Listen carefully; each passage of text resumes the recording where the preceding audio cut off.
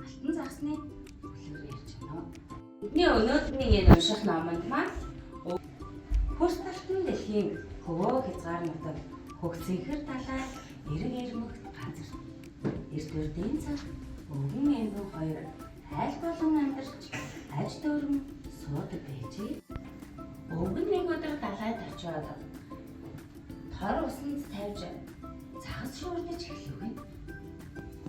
Анхан нэг шуурцсанд нэлцгэр заман гарав. Дахиад нэг шуурцсанд найтан өвс гарав.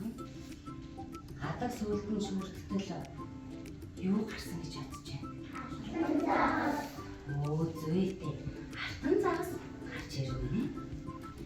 Тайлбар загаснаас онцгой алтан загас болвол адгуу санднаас онцгой нэг хэлээд мэдээ. Өвгөн тэндээс буцаж гэртээ харж ирээд эмгэндээ өнөөг сонин сайхан зүйлээ ярьж гинэ. Алтан загаснаас юм авч чадсангүй юу чи?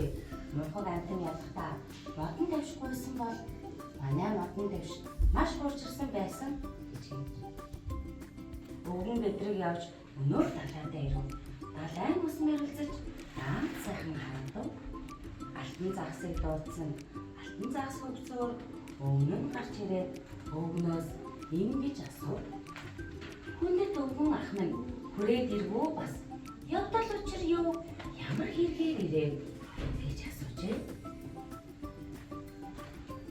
За хүүхдүүдээ тэрээс юу ойлгосон бэ?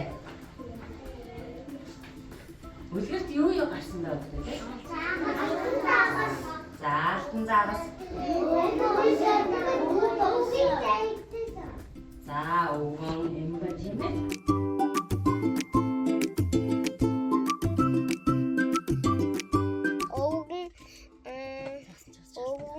Алтан загсыг бариад түүдээ энэ эмэг шиг сонирхолтой байж болохгүй шүү.